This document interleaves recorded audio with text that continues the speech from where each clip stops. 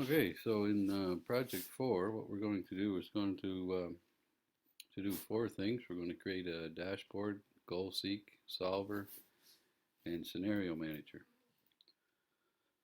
So we'll get started then with the dashboard first. And the idea of the dashboard then is to create two two charts and to add some spark lines in the section that we see over here. The first type of chart that we're going to add is a 2D cluster, and the second one is a 2D stacked. So to start off with then, with the graphs, it's very important that you start by highlighting just the data, not the totals.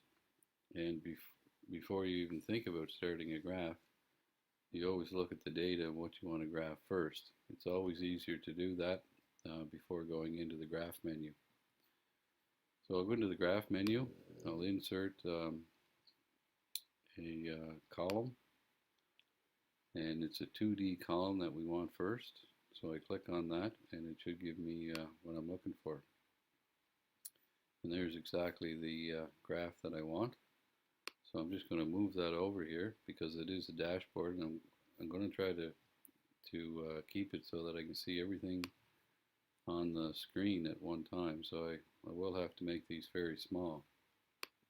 So there's the first chart that I need. And the second one is very similar to that, so I'm going to highlight the data again. I'm going to insert the second type, which is stacked column. And there's my stacked column. Now there's one thing that we have to change on this chart here. We'll see over here in the instructions that the legend and the x-axis are not in the correct place, because it says here that the regions, which are the north, south, east, west, should be on the x-axis, and the legend should show the sales. So let's make that change right now. And there's a button for doing that. It's right here. It's called Switch Row Column. And when we do that, we see that everything is lined up the way it should be. So we'll make this one a little bit smaller, and we'll take it down here and try to resize it a bit so it will fit in along with our other chart.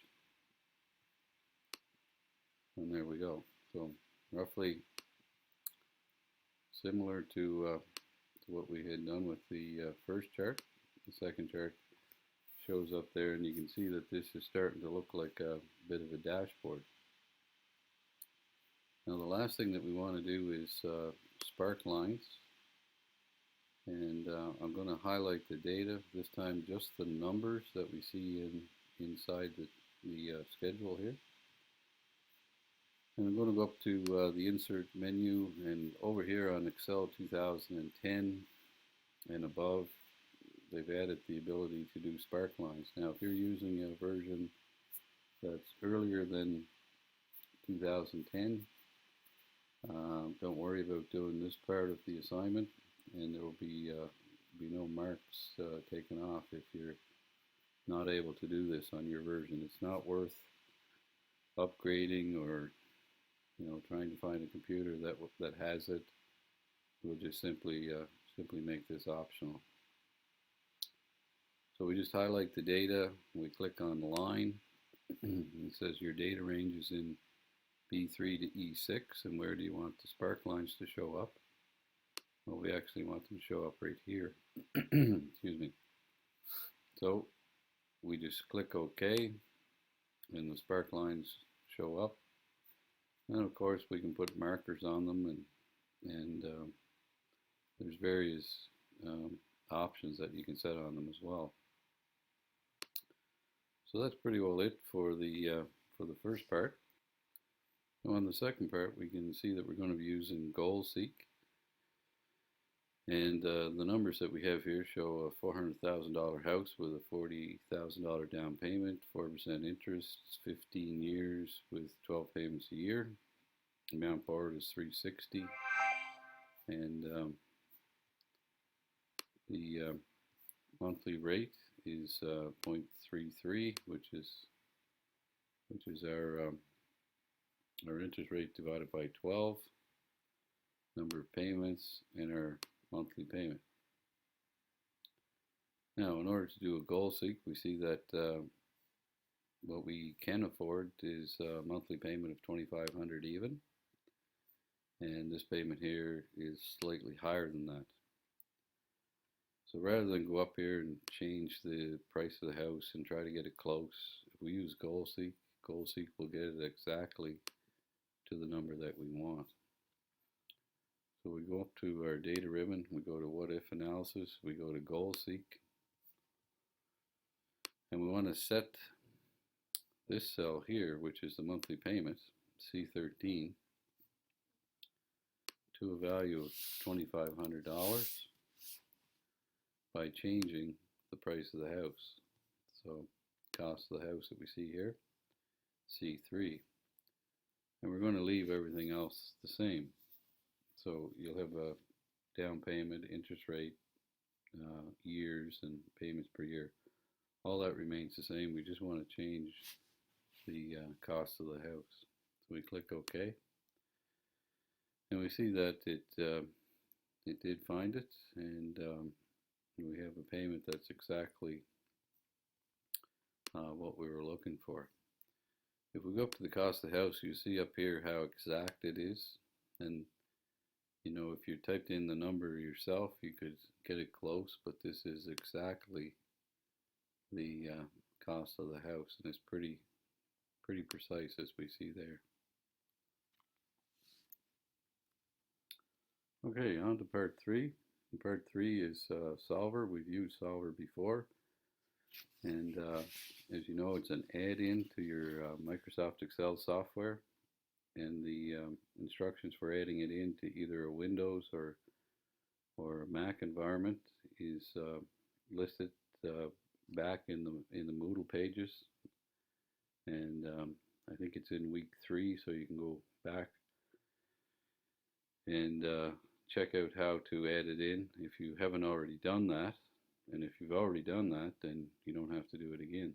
So let's have a look here at the instructions. You see that what we're trying to do here is we're trying to maximize revenue, and it's the sales revenue that would be possible on any given night, following the constraints, and we have 3 constraints, and that we have 2,321 pint steins available, and they serve Island Red Ale and Sydney Stout in pint steins.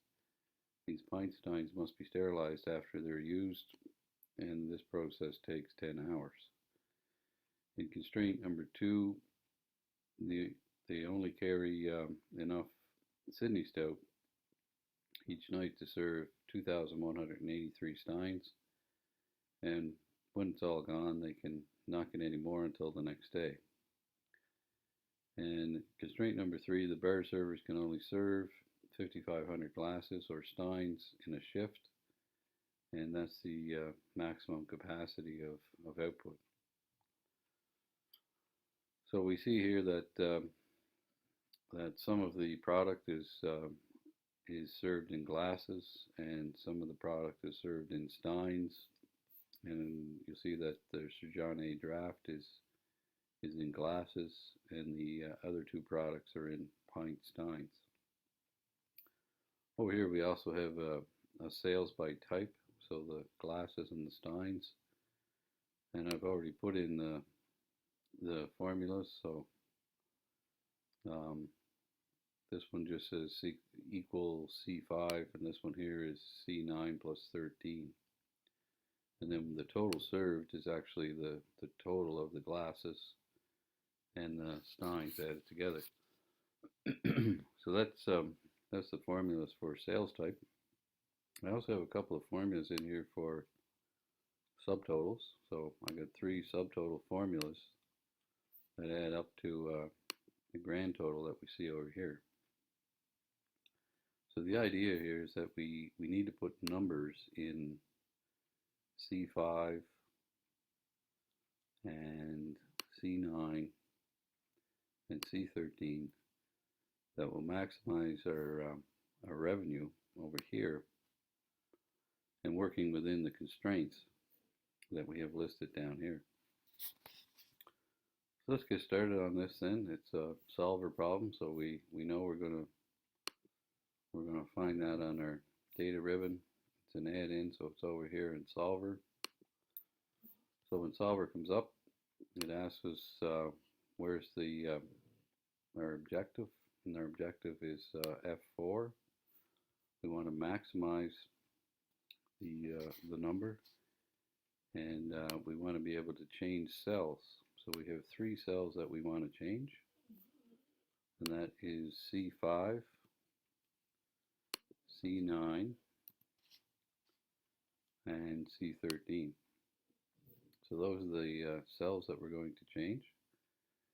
And then we have some constraints, and we have to add in these constraints.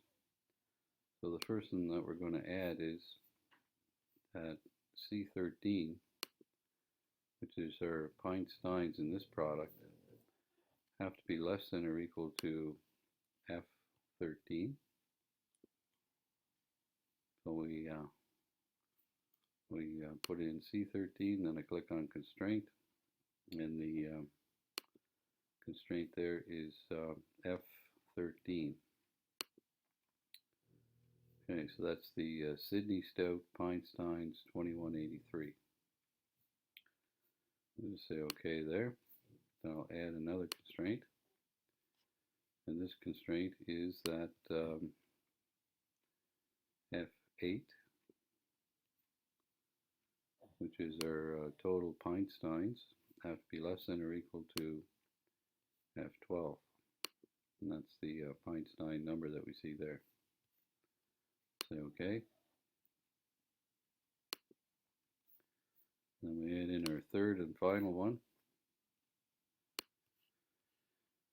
and that one is that F9, which is our total served, has to be less than or equal to F14, which is our server capacity. And we say OK there. And we have all the settings that we need to make at this time. We can leave everything else as default, and we click on solve. We see that solver has come up with a solution. We click OK to see it, and there it is there. So we see from this that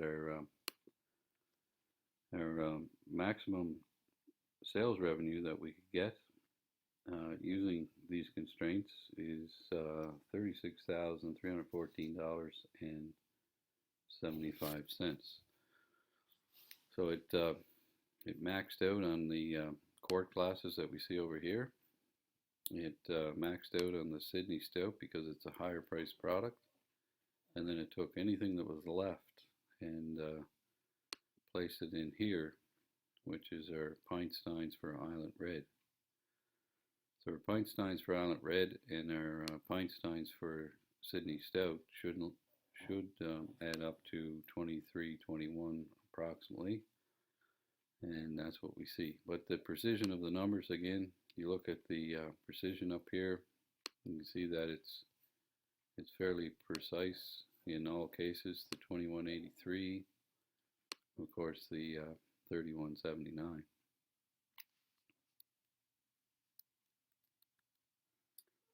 Okay, for this last part then, what we're going to do is we're going to use the scenario manager. Scenarios are are used to maintain the original numbers so that you only have one set of numbers, and then you can set up things like best case, worst case, and most likely. So in this problem here, it's similar to the one that we just looked at in part 2, but I do want to put in the formulas first. So the amount borrowed is C3 minus C4. So that's the first formula. The second formula then is equals C5 divided by C7. So our interest rate divided by our payments per year. And then our third formula is C6 multiplied by C7. So C6 is our repayment in years, and C7 is our payments per year. And then our monthly payment formula, we're actually going to use the PMT payment formula. And C11 is the monthly rate that we're going to put in there. And then C12 is our number of payments. And then finally C10, which is our amount borrowed. And then we'll just close the bracket. So that gives us a payment of $1550.90.